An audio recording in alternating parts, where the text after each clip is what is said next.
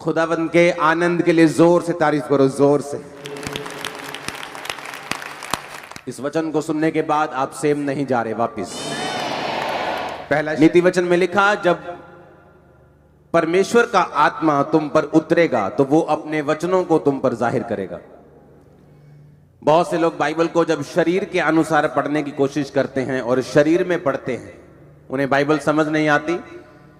और जब आप इस पवित्र वचन को आत्मा के द्वारा पढ़ते हैं तो परमेश्वर उस विषय में, उस स्थिति में, उस समय में आपसे क्या कहना चाहता है वो आपसे बात करता है। और बाइबल कहती है जिस व्यक्ति को परमेश्वर की बात समझ आ जाए या वो परमेश्वर की बात को सुन ले, उसकी सिचुएशंस कभी सेम नहीं रहती।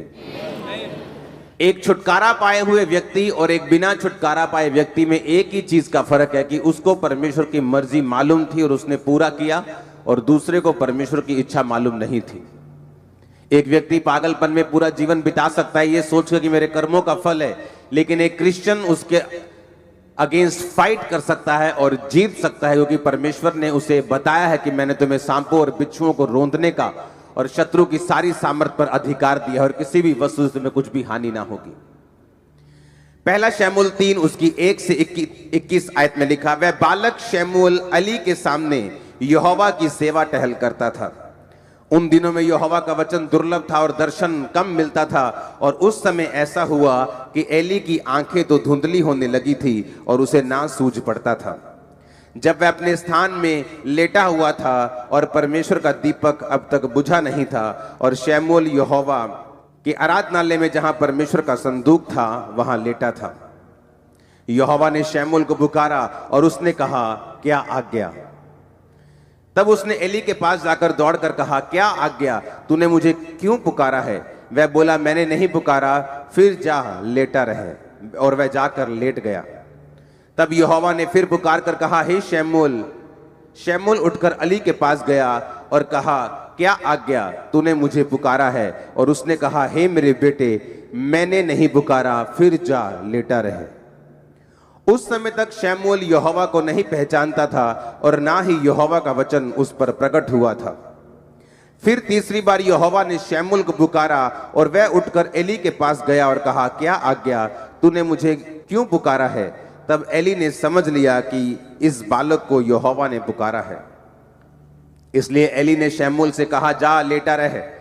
यदि वह तुझे फिर पुकारे तो तू कहना, हे यहोवा कह, क्योंकि तेरा दास सुन रहा है। तब शमूएल अपने स्थान पर जाकर लेट गया। तब यहोवा आ खड़ा हुआ और पहले के समान पुकारा, शमूएल, शमूएल। शमूएल ने कहा, कह, क्योंकि तेरा दास सुन रहा है। यहोवा ने शमूएल से कहा, सुन, मैं इज़राइल में एक ऐसा काम करने पे हूं जिससे सब सुनने वालों पर बड़ा सन्नाटा छा जाएगा। अपने हाथों को उठाकर, अपनी आंखों को बंद करके खुदावंद से बात करो, परमेश्वर, आज जो वचन मैं सुनने जा रहा हूं ये मेरी तरक्की का, मेरी आशीष का कारण हो। ये वही शमूएल है जिसको हन्ना ने परमेश्वर के भवन में दे दिया था। और बाइबल कहती है वो एली याजक के नीचे काम करता था और वो भवन के सारी सेवा में लगा रहता था। एक दिन यहोवा ने जब उसे पुकारा, हे शमूएल, हे शमूएल। बाइबल कहती जैसे ही उसने परमेश्वर की आवाज को सुना, क्योंकि उसने उससे पहले परमेश्वर की आवाज को कभी नहीं सुना था, और बाइबल कहती वो उठा और अपने जाके एली के पास, सेवक के पास जाकर बोला, क्या आज्ञा? आपने मुझे पुकारा है, बताइए क्या करूं? उसने कहा, मैंने नहीं पुकारा। उसने कहा, ठीक है, शायद गलती लग गई होगी। वो फिर जाकर लेटा और बाइबल कहती है फिर यहोवा ने पुकारा, हे शमूएल, हे शमूएल। उसने जाकर एली को कहा, तूने मुझे पुकारा है? उसने कहा, नहीं, मैंने नहीं पुकारा। जब तीसरी बार भी ऐसा हुआ और जब एली समझ गया कि परमेश्वर इसको आवाज लगा रहा है, और उसने कहा, शमूएल, अब जब परमेश्वर तुझे आवाज लगाए तो तू बोलना, हे यहोवा, क्या आज्ञा? तेरा दास सुन रहा है, तू बोल, तू क्या बोलना चाहता है? अब मैं आपसे एक क्वेश्चन करना चाहता हूं। अगर इस भीड़ में आप यहां बैठे हैं, आपकी मम्मी या आपके फादर या आपका ब्रदर वो पीछे बैठा है बिल्कुल, और अभी भी अगर वो आपको पीछे से आवाज लगाए, आप हजारों लोगों में से उसे पहचान लोगे, हाँ या ना? आपका नाम अगर अमित है और पीछे से आपकी मम्मी आवाज लगाए अमित बेटा, तो आप पीछे मुड़ के देखने लोगे मेरी मां ने आवाज लगाई है। लेकिन अगर आप एक स्ट्रेंजर, एक ऐसा व्यक्ति जिसकी आप आवाज नहीं पहचानते, बाइबल कहती है मेरी भेड़ें मेरी आवाज को पहचानती हैं। हाँ, अगर आपकी मम्मी पीछे से पुकारे बेटा तो आप सुन लोगे, लेकिन अगर कोई और पुकारे तो आपको लगेगा किसी और को आवाज लगाई जा रही, मेरे को नहीं, क्योंकि वो आवाज आपने सुनी नहीं, वो आपकी अपने की नहीं। यीशु मसीह ने कहा मेरी भेड़ें मेरी आवाज को पहचानती हैं और वो मेरे पीछे चलती हैं। अब यहां पर जब परमेश्वर ने शमूएल को आवाज लगाई तो बाइबल कहती है उसकी आवाज, परमेश्वर की आवाज एली याजक की आवाज से बिल्कुल मेल खाती थी और 100% मिलती थी। ऐसा नहीं हो सकता कि आपको कोई और आवाज लगाए और आप अपने पापा के पास चले जाएं, अगर आपके पापा की आवाज आपको नहीं आई, आप बाहर देखेंगे जाके घर के कि मुझे कौन आवाज लगा रहा है, क्योंकि वो आपने वो आवाज सुनी नहीं। लेकिन अगर वो आवाज आपकी माँ ने या बाप ने या भाई ने लगाई है, आप डायरेक्ट उसके कमरे में जाके पूछोगे कि क्या बात है, आपने मुझे पुकार रहे थे, आप बुला रहे थे, बताइए क्या चक्कर है। लेकिन बाइबल यहां कहती है कि उसने यहोवा की आवाज को पहले कभी नहीं सुना था। बाइबल कहती है जैसे ही एली याजक उसको मिला और उसने कहा मैंने तुझे नहीं पुकारा, वो बड़ा हैरान हुआ, फिर वापस गया, लेटा। तीसरी बार जब परमेश्वर ने पुकारा तो फिर एली याजक की आवाज में ही पुकारा।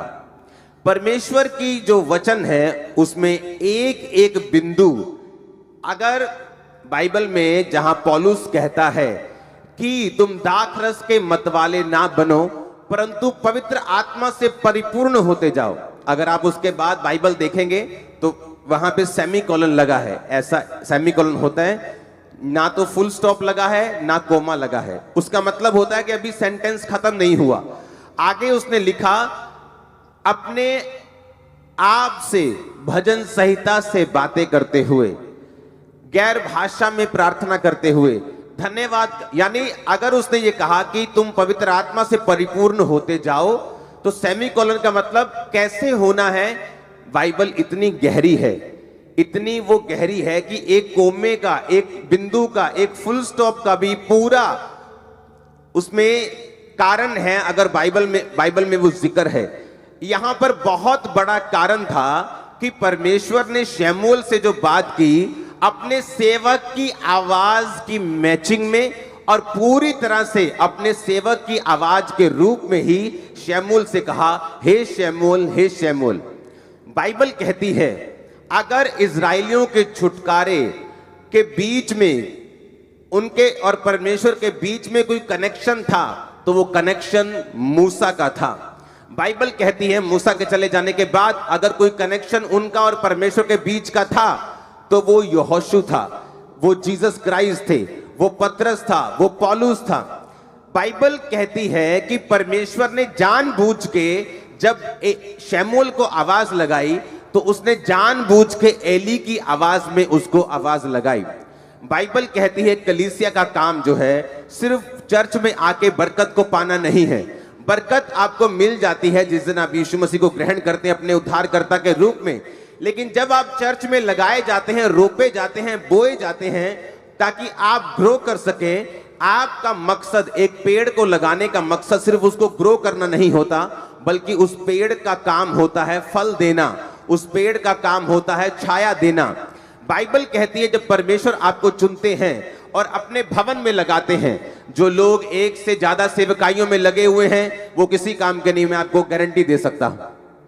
एक ऐसी मेजर सेवकाई होनी चाहिए जहां से आप परमेश्वर की आवाज को ले पाते हैं, जिसको आप रियली फॉलो करते हैं। अगर आप ज्यादा सेवकाइयों को फॉलो करते हैं आप कहीं नहीं पहुंचते, लेकिन बाइबल कहती है अगर आप एक आवाज को सुनते हैं और फॉलो करते हैं तो परमेश्वर आपको उस दिशा में लेके जाते हैं जो दिशा आपके लिए परमेश्वर ने चुनी है। अगर परमेश्वर ने शमूएल को भविष्यद्वक्ता के रूप में चुना तो परमेश्वर ने जो स्टार्टिंग की वो एली की आवाज के रूप में उसको पुकारा और फिर उसको प्रोफेटिक मिनिस्ट्री में परमेश्वर लेके गया।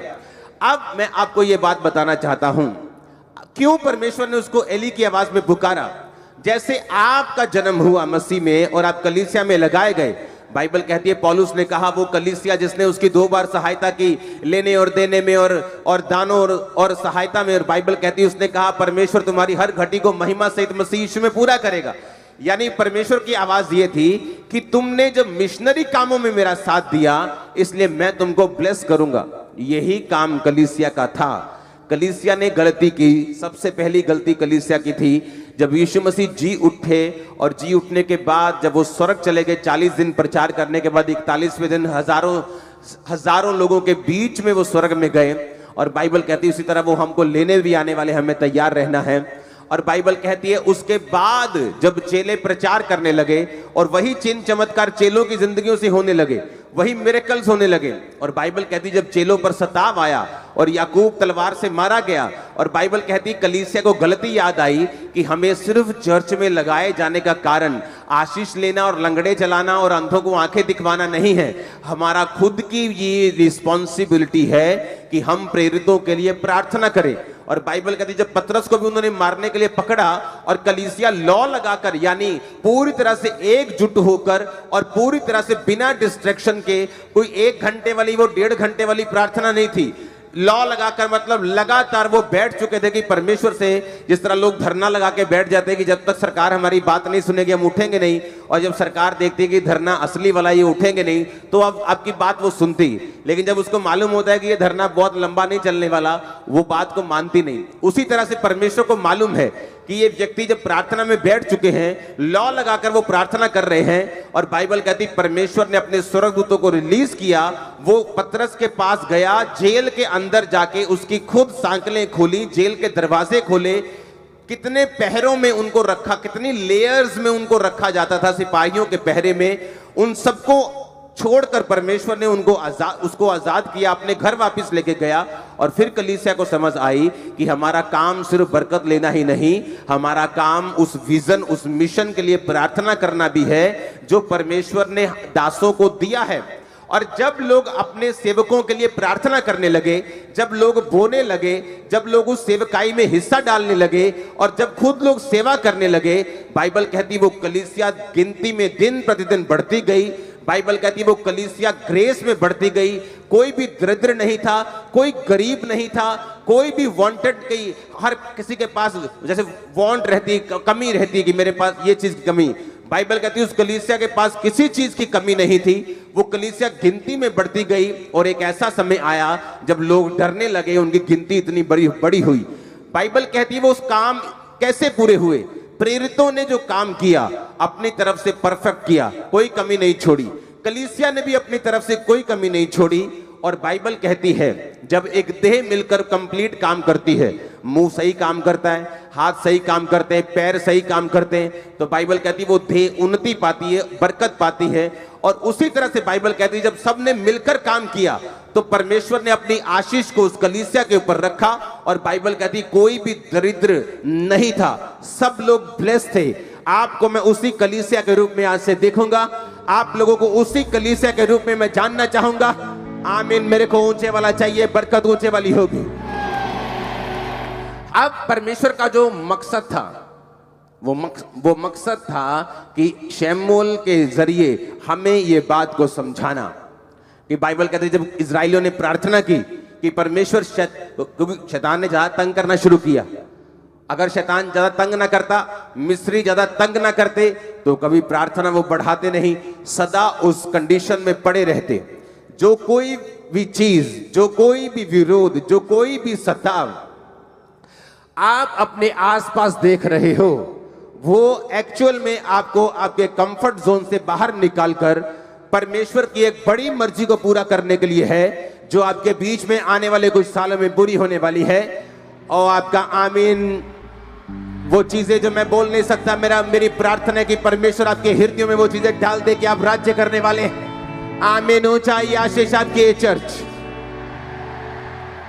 अब जब इजराइलियों ने प्रेयर की, जब शैतान को ये बात मालूम है, मैं आपको बार बार ये चीज बताता हूं, उसको मालूम है अंधेरे में खड़े को कि दूर से कोई रोशनी आ रही है, वो ट्रक की है, कि बस की है, कि कार की है, कि बाइक की है, उसे ये नहीं मालूम, पर उसे मालूम है कुछ हो रहा है।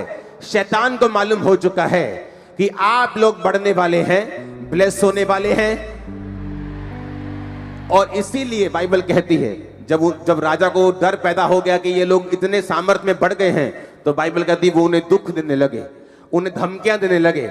लेकिन बाइबल कहती धमकियों के बावजूद भी, दुखों के बावजूद भी इजरायली लोग बढ़े और इतना बढ़े, इतना बढ़े, इतना बढ़े, क्योंकि यहोवा परमेश्वर उनके साथ था। अब शैतान को मालूम है कि क्या होने वाला है, इसीलिए वो सताव का, वो विरोध का, वो हर मीडियम का यूज करेगा। लेकिन मैं आपको ये बात यीशु मसीह के इस कुर्सी से बताना चाहता हूं, वो इतना शर्मिंदा होगा आज तक कभी ना हुआ होगा, इतना शर्मिंदा होने वाला है। वो शर्मिंदा होने वाला यीशु मसीह के सामर्थी नाम। हालेलुया। और बाइबल कहती है जब उन्होंने प्रेयर की, परमेश्वर हमें छुड़ा, परमेश्वर ने मूसा को खड़ा किया। जब उन्होंने प्रार्थना की, परमेश्वर हमें बचा, उन्होंने यहोशू को खड़ा किया। जब उन्होंने प्रार्थना की, परमेश्वर हमें इन फिलिस्तियों के हाथ से छुड़ा, तो बाइबल कहती है उसने सैमसन को पैदा किया। जब उसने फिर प्रार्थना की, परमेश्वर मुझे छुड़ा, तो उन्होंने गिदोन को पैदा किया। जब जब भी परमेश्वर ने अपने लोगों को ब्लेस करना चाहा है, परमेश्वर ने अपने लोगों को खड़ा किया है। और बाइबल कहती है कि वही लोगों की आवाज की सिमिलैरिटी में, सेम उस आवाज में परमेश्वर इसलिए बात करता है ताकि वो आपको दिखा सके, समझा सके कि ये वो जन है जिसको तूने फॉलो करना है। पौलुस कहता है तुम मुझे फॉलो करो जिस तरह मैं क्राइस्ट को फॉलो करता हूं। यानी मैं परमेश्वर से दर्शन को लूंगा, तुम्हें वो दर्शन को बताऊंगा, और अगर तुम उस दर्शन के अनुसार चलोगे, तुम और तुम्हारा घराना कभी भी सेम ना रहोगे, ना तुम्हारा फाइनेंस, तुम्हारी बॉडी, तुम्हारी सेहत, तुम्हारे बच्चे। आमीन हो चाहिए, बरकत आपकी है चर्च। हालेलुया। जब परमेश्वर के दास शमूएल ने रिकॉग्नाइज कर लिया कि परमेश्वर की आवाज जो थी वो शमूएल के, वो उसके जो स्पिरिचुअल फादर एली के रूप में परमेश्वर ने थी, और जब उसने समझाया और उसने डायरेक्ट किया, क्योंकि जो परमेश्वर के दास हैं, जब आप उनका पीछा करते हैं तो वो इसलिए पीछा नहीं करवाते कि वो अपना पीछा करवा सके। वो भी यही बोलते हैं कि तुम यहोवा की बात को सुनो, तुम्हारी हेल्प करते हैं। एली ने हेल्प की, उसको समझ नहीं आ रही थी क्या हो रहा है। एली ने कहा अब अगर तुझे आवाज आए तो कहना क्या आज्ञा, बोल, तेरा दास सुन रहा है। और बाइबल कहती है परमेश्वर ने फिर उससे बात करनी शुरू की इजराइल के बारे में, आने वाली घटनाओं के बारे में, कि वो दोनों होपनी और पिनहास नामक दोनों जो याजक जो कुकर्म करते थे और व्यभिचार करते थे और गलत भेंटों का प्रयोग करते थे गलत रीति से, कि वो मारे जाएंगे। और परमेश्वर ने शमूएल की सेवकाई को शुरू किया। शुरू होने से पहले उसने एली का पीछा किया, शुरू होने से पहले वो परमेश्वर के भवन में लगा रहा, परमेश्वर के भवन की सेवा करता रहा। आज लोगों को यह नहीं मालूम कि एक स्पिरिचुअल मेंटर की कीमत क्या है, स्पिरिचुअल फादर की कीमत क्या है। जिस तरह शरीर में लोग व्यभिचारी हैं, आत्मा में भी लोग व्यभिचारी हैं। 10-10, 5-5 मिनिस्ट्रीज को फॉलो करते हैं, कभी मालूम नहीं होता हमें क्या करना है, कभी कहीं नहीं पहुंचते कि मुझे किस दिशा में जाना है, क्योंकि उनकी आवाजें जो हैं वो मल्टीपल हैं। उन्हें ये नहीं पता कि मुझे कौन सी आवाज को फॉलो करना है, इसीलिए वो वहां नहीं पहुंच पाते जहां परमेश्वर उनको लेके जाना चाहता है। अब परमेश्वर ने अपनी आवाज में, जब एली की आवाज में उसको आवाज लगाई, तो परमेश्वर ने ये बता दिया कि तुझे मैंने, तेरे स्पिरिचुअल फादर अपने दास की आवाज में इसलिए आवाज लगाई है ताकि ये मैसेज दुनिया तक पहुंच सके कि अगर परमेश्वर तुम्हें छुड़ाना चाहता है, वो तुम्हें अच्छी संगति देगा, वो तुम्हें जीवित चर्च देगा, वो तुम्हें अच्छे दास देगा। तुम दुनिया में जहां भी मुझे सुन रहे हो, जहां भी तुम जिस चर्च में जाते हो, वो जीवित चर्च होनी चाहिए, जीवित वचन होना चाहिए, हर एक चीज वहां होनी चाहिए। मिरेकल्स होने चाहिए, वचन की गहराई होनी चाहिए, पैसों की लूटपाट नहीं होनी चाहिए। बाइबल कहती है जब आप इन वचनों को सुनकर परमेश्वर की आवाज को समझना शुरू कर देते हैं, तो वो आपकी बुलाहट में आपको एंटर करवाना शुरू करता है। जिसके लिए उसने आपको अपने पास बुलाया, जिस काम के लिए परमेश्वर ने आपको चुना, वो एक प्रॉफिट हो सकता है, वो एक सेवक के रूप में हो सकता है, एक डॉक्टर के रूप में हो सकता है, एक नर्स के रूप में हो सकता है, एक बिजनेसमैन के रूप में हो सकता है। हर एक व्यक्ति की कॉलिंग अलग अलग है। वो कॉलिंग परमेश्वर आप तक पहुंचाता है जब आप भवन में लगाए जाकर इन सब अपनी ड्यूटीज को पूरा करते हैं। अगर आप प्रार्थना कर सकते हैं, आप प्रार्थना करते हैं। अगर आप बीज बोना जानते हैं, आप बीज बोते हैं। अगर आप कुछ भी करना जानते हैं, आप कोई भी वरदान आपके पास है, गिफ्ट आपके पास है, आप उसे परमेश्वर के भवन के लिए, आप उसे सेवकाई के लिए यूज करते हैं। और इसी काम के लिए परमेश्वर ने आपको अपने पास बुलाया। उसने सिर्फ ऐसी कलीसिया बनने के लिए आपको नहीं बुलाया कि आप आए, आमीन आमीन करें, अपनी हीलिंग ले, ब्लेसिंग ले, अपनी साल्वेशन ले और यहां से चले जाएं। बाइबल कहती है आप ब्लेस्ड हैं दूसरों को ब्लेस करने के लिए, डिलीवर हैं दूसरों को डिलीवर करने के लिए, आप चंगे हैं दूसरों को चंगा करने के लिए, आप बचाए जा चुके हैं दूसरों को बचाने के लिए। ओ आमीन, ऊंचा चाहिए, ये बरकत आपकी है। आज के बाद अब जब यहां से जाएं, आप दूसरों को बचाने वाले बने, दूसरों को हील करने वाले बने, दूसरों को डिलीवर करने वाले बने, दूसरों को आजाद करने वाले बने, अपने परिवार को बचाने वाले बने। आमीन, ऊंचा, पवित्र आत्मा आप पे उतरे यीशु मसीह के नाम में। हालेलुया। और ये परमेश्वर का प्लान था, इसलिए उसने गलती नहीं की। इस दुनिया में 800 करोड़ लोग हो चुके हैं। 800 करोड़ में कम से कम आप लगा लो 780 करोड़ लोगों की आवाज एक दूसरे से नहीं मिलती होगी। हाँ, कुछ की थोड़ी बहुत मिलती है, लेकिन एग्जैक्ट नहीं। लेकिन बाइबल कहती परमेश्वर ने एली के आवाज, एग्जैक्ट आवाज में ही उसको आवाज लगाई। वो आपको एक मैसेज देना चाहता है कि परमेश्वर का मुंह नहीं है, मेरा मुंह उसका मुंह है, आपके हाथ उसके हाथ हैं। आप मेरी बात ध्यान से समझेंगे तो जरूर ब्लेस होंगे। आज मैंने कहा उसका मुंह नहीं है, मेरा मुंह उसका मुंह है, आपके हाथ उसके हाथ हैं। वो जितने समर्पित हैं उतना वो काम कर लेगा, और जितना वो काम करेगा उतना वो आपको ब्लेस करेगा। आमीन। जिन व्यक्तियों का शरीर परमेश्वर के लिए समर्पित है, पवित्र आत्मा उनसे गैर भाषाओं के जरिए दूसरे लोगों के लिए, दूसरे देशों के लिए, जिनको आप जानते तक नहीं, उनके लिए वो प्रार्थना करवाता है आपके अंदर से। जो पवित्र आत्मा के साथ समर्पित हृदय के साथ चलते हैं, आप गैर भाषा में प्रार्थना करते हैं, आप नहीं जानते आप किन के लिए प्रार्थना कर रहे हैं। अपने लिए प्रार्थना कर रहे हैं कि दूसरे के लिए कर रहे हैं कि सेवक के लिए कर रहे हैं। और इसलिए पौलुस ने कहा था, जब मैं गैर भाषा में प्रार्थना करूंगा तो मैं आत्मा से भी करूंगा और बुद्धि से भी करूंगा। बुद्धि से यानी कि मैं प्रेयर पॉइंट्स के साथ भी करूंगा, लिखकर प्रार्थना भी करूंगा और आत्मा के साथ प्रार्थना भी करूंगा। और जब आप पवित्र आत्मा को अपना शरीर देते हैं, एक व्यक्ति जो व्यभिचार में उलझा हुआ, पाप में उलझा हुआ, फोन में उलझा हुआ, फेसबुक में उलझा हुआ, इंस्टाग्राम में उलझा हुआ, वो परमेश्वर के सामने समर्पित नहीं है। वो ऐसा व्यक्ति नहीं जिसे पवित्र आत्मा यूज कर सके। वो आशीषित हो सकता है, ब्लेस्ड हो सकता है स्वर्ग भी चला जाए अगर कोई मेजर पाप उसकी लाइफ में नहीं है।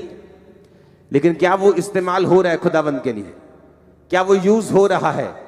अगर आप यूज होना शुरू होंगे, इस्तेमाल होना शुरू होंगे, वो चाहे थोड़ी स्टार्टिंग क्यों ना हो, शुरुआत थोड़ी क्यों ना हो, वो आपकी जनरेशंस को चुन लेगा, आपके पोतों तक को चुन लेगा। सारा पैटर्न चेंज हो जाएगा, सब कुछ बदल जाएगा। दो गाड़ियों के ट्रैक जब चलते हैं साथ साथ, एक लुधियाना तक जाता है और एक मुंबई तक जाता है, लेकिन अभी दोनों साथ साथ चल रहे हैं। अगर आप ट्रैक चेंज करेंगे तो ज्यादा फर्क नहीं लगता, ये भी इधर जा रहा है और ये भी इधर जा रहा है। लेकिन एक समय आता है जब वो ट्रैक अलग हो जाता है, आगे बढ़ जाता है, अलग ही हो जाता है। इसी तरह से कलीसिया में बैठे हुए लोग हैं, एक सेवा करने वाला, एक बिना सेवा वाला, दोनों सेम ट्रैक पे लग सकते हैं, दोनों बराबर लग सकते हैं, लेकिन उनका फ्यूचर बराबर नहीं है। सेवा करने वालों का फ्यूचर बराबर नहीं है। वो दूसरों से कहीं अधिक आशीषित होंगे, दूसरों से कहीं अधिक आगे होंगे।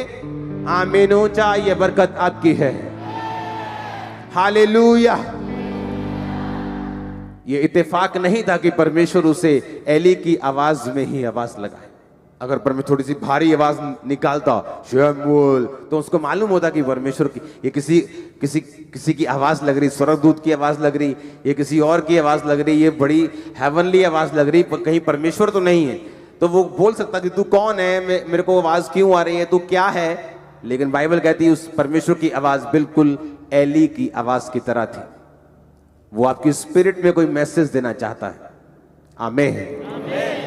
ये गलतियां वही होती हैं जहां कलीसियाएं नहीं होती हैं।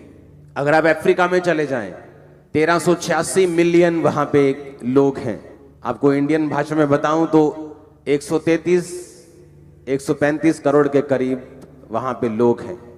70% लोग वहां पे मसीही हैं, क्रिश्चियंस हैं, 70%। पिछले दिनों एक टेस्टिमनी दे रहा था आदमी, वो उस देश का वाइस प्रेसिडेंट बन गया और एक चर्च में वो स्टैंडिंग वॉलंटियर था। डेक बाइबल को लिखने वाला। मैंने आज तक, मुझे इतने साल हो गए परमेश्वर में चलते, मैंने डेक बाइबल जैसी कोई बाइबल नहीं देखी आज तक। चाहे मैं उसे रोज नहीं पढ़ता हूं, मैं अपनी पर्सनल बाइबल को ज्यादा और इब्रानी यूनानी भाषा को ज्यादा पढ़ता हूं, लेकिन डेक बाइबल के जैसी कोई बाइबल इस पृथ्वी पे अब तक नहीं है। बाइबल अलग अलग नहीं है। कुछ लोग बोलते बाइबल में शोध हुई है, इन्होंने बाइबल जो 1000 शोधा हो गई हैं जी। बाइबल में एक भी शोध कभी नहीं हुई, ना होगी कभी, कभी नहीं हुई। मैं चैलेंज करता हूं। प्रॉब्लम यह है कि बाइबल लिखी गई है इब्रानी भाषा में और यूनानी भाषा में। इब्रानी भाषा इतनी बड़ी है कि अगर मैं बोलूं अपने भाई से कि मैं तुझसे प्यार करता हूं, तो इब्रानी भाषा में मतलब या यूनानी में मतलब आएगा फिलियो, भाइयों वाला प्यार। अगर आप अपने मित्र से बोलेंगे मैं प्यार करता हूं, अपनी वाइफ से बोलेंगे वो अलग है। अगर आप जीसस क्राइस्ट से बोलेंगे खुदा से मैं प्यार करता हूं, मैं अनकंडीशनल प्यार करता हूं, तो उसका मतलब है अगापे। लेकिन जब आप उसे हिंदी में या पंजाबी में लिखते हैं तो आप हर जगह लिखते हैं प्यार प्यार प्यार, ना फिलियो ना अगापे। इसीलिए क्योंकि जो ट्रांसलेट करने वाले लोग हैं उनके पास कोई ऑप्शन नहीं होता, तो उनके पास भाषा जो है वो लिमिटेड है।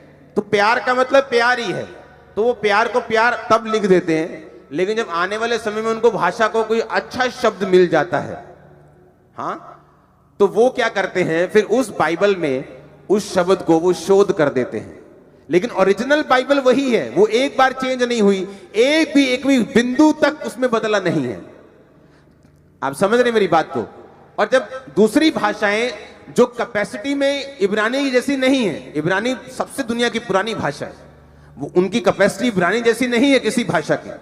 इंग्लिश में भी शोध हुई है, हर भाषा में हुई, क्योंकि जैसे ही उनको अच्छा शब्द उससे मिलता है वो उसको काट कर अच्छे और उससे भी और बेटर शब्द को लिख देते हैं। लेकिन जो ओरिजिनल बाइबल इब्रानी यूनानी में है उसमें वो ऐसा नहीं कर सकते, क्योंकि वो लिखी जा चुकी है और वो कंप्लीट है और वो पूरी है। अब ध्यान से सुनो, जब अफ्रीका में परमेश्वर के काम हुए और वहां पे मसीहत ने जबरदस्त रीति के साथ, और जब मैं मसीहियत कहता हूं तो उसका मतलब क्रिश्चियन धर्म नहीं है। हम जानते हैं कि परमेश्वर धर्म बदलने नहीं आया, हाँ या ना? नहीं तो वो सबसे कहता पहले ईसाई बनोगे तो मैं तुमको ये दूंगा, पहले ईसाई बनोगे। परमेश्वर ने कहा अगर तुम मुझ पर विश्वास करोगे, अगर तुम मुझको फॉलो करोगे, अगर तुम पापों को त्याग दोगे, अगर तुम मुझे अपना परमेश्वर कहोगे, दैट्स इट, आमीन। अब वहां पर जब क्रिश्चियनिटी और मसीहत ग्रो हुई तो वहां पर इस वचन को प्रचार किया गया। पंजाब में, इंडिया में अभी इस वचन को खुल के प्रचार जो है लोग नहीं कर पा रहे, लेकिन परमेश्वर ने मेरी ड्यूटी लगाई ये काम करने की। जब वहां पे प्रीच किया गया और उनको चर्च की और अपने पास्टर्स की अहमियत को समझाया गया, आप इमेजिन करो, डेक बाइबल ऐसी बाइबल नहीं है जितना उसने एक्सप्लेन किया है नीचे। जब वो लिखी गई, वो व्यक्ति जिस चर्च का मेंबर था, एक मेंबर ने वो बाइबल लिखी है और उस पास्टर से प्रार्थना करवाने के लिए गया कि मैंने ये बाइबल लिखी है, मुझ पे प्रार्थना कर दीजिए। बाइबल लिखने के बाद भी उसी चर्च का मेंबर रहा। आज कोई अगर एक काम कर दे, इंटरनेट पे उसके 10 व्यू भी आ जाएं, तो अपने आप को इतना कलीसिया से बड़ा समझने लगता है। उसको लगता है कि अब मुझे किसी कलीसिया की जरूरत नहीं, मैं अगर जितना कलीसिया के बाहर काम करूंगा उतना लोग मुझे ज्यादा इनवाइट करेंगे, और धोबी का कुत्ता ना घर का ना घाट का। क्योंकि आपको एक भवन चाहिए होता है जहां से आप इंस्ट्रक्शंस ले सके, जहां से खुदा आपसे बात कर सके, आपको मालूम हो कि इस मैन ऑफ गॉड की इंस्ट्रक्शन को मैंने लेना है और इसी को फॉलो करना है। That's it. किसी से नफरत नहीं करना, किसी की टीचिंग को निंदना नहीं है, लेकिन वो बाप एक होता है जिसकी आवाज को हम सुनते हैं। अब वो देखो, वो आदमी अभी भी उस चर्च में है।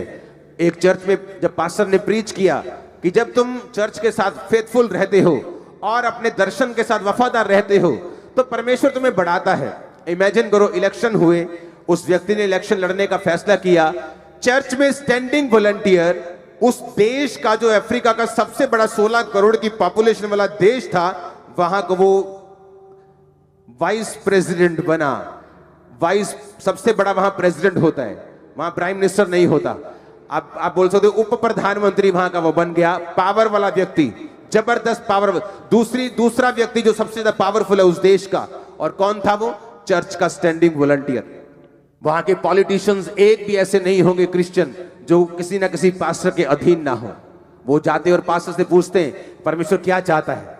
लेकिन आज जब एक पॉलिटिशियन खड़ा होता है इंडिया में, वो क्रिश्चियन है, तो उसे लगता है मुझे पास्टर की जरूरत नहीं, मैं खुद ही बहुत समझदार हूं। और सब ऐसे नहीं है। अब ट्रेंड चेंज हो रहा है पंजाब में भी। आमीन।